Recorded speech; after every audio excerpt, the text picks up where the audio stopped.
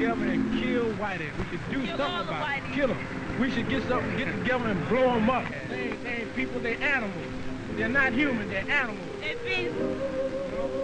Got a chance to kill them about 50 of them out of Bobby. Got time. Come here, Bobby. Kill all the beasts. Come here, Bobby. You come here. Come here. What you gonna do? Hold it, right here, man. All right, you can film this one. They fighting about King's death.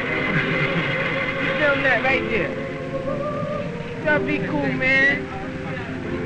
You don't think nothing about it, don't you? I don't think nothing. He's a black man. It's a white man who goes about it. That's what I think about it. See, if they care anything about us, we trying to make the Board of Education get on the outside and have some respect for the deaf. That's right. They don't have That's why no we respect. out here. We ain't got going no to respect for him. We ain't got no respect for him, so we don't go to school. That's right. Hey, brother. And all who don't got their lights on, Right here, they got brother. to talk to us. Well, that's respect. That's being us They respect. still gotta give you some That's how you have respect. I know you, so you go push it. Well, I did it. I did it. What What do you think about the murder of Martin Luther King? I think that's no good. Well, what I think about it is, I think I feel like the rest of the colored people around here, that something should be done about it. I mean, right now they still haven't found the murderer yet. And I think that we should be able to, you know, start something around here in order to find out what's what. We don't even know nothing. What do you think you ought to start? Well, I think we ought to start for our freedom. That's what I'm for. I'm for freedom. How do you do that? How do you get that? How do you do that? The only thing I know is kill like they kill. That's my proposition. Kill like they kill. All right, let's Take say. two. Yay! Now, Take 10 for every one they kill. hey, motherfucker. Down about the whiteies. Down with school. Riot! We're gonna riot. Yeah. We're gonna put the whiteies in their place. You know, one thing, you know, this is Negro himself. You know, this is all Negro, actually. This is not so, man, because our people, they have just as many intelligence as they have finger poppers.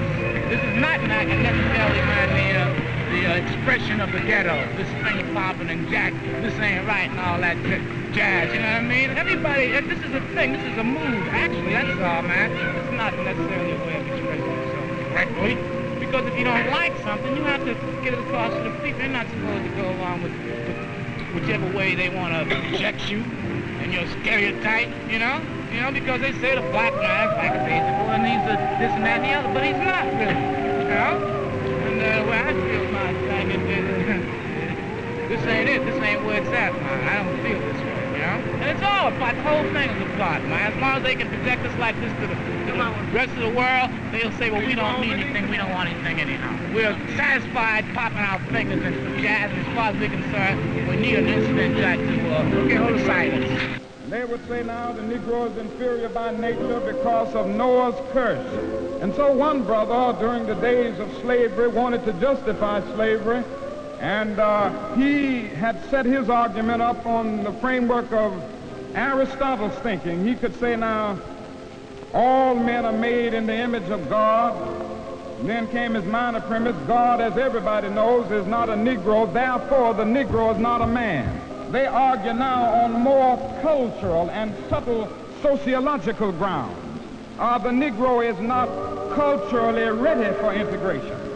And if you integrate schools and if you integrate too much, the Negro will pull the white race back a generation.